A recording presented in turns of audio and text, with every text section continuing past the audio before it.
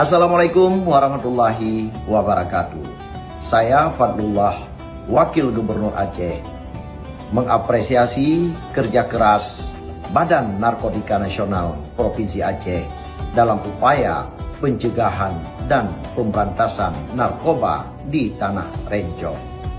Narkoba merupakan ancaman nyata bagi generasi muda dan masa depan daerah kita. Pemerintah Aceh mendukung sepenuhnya program Badan Narkotika Nasional Provinsi Aceh dalam mewujudkan Aceh yang bersih dari narkoba.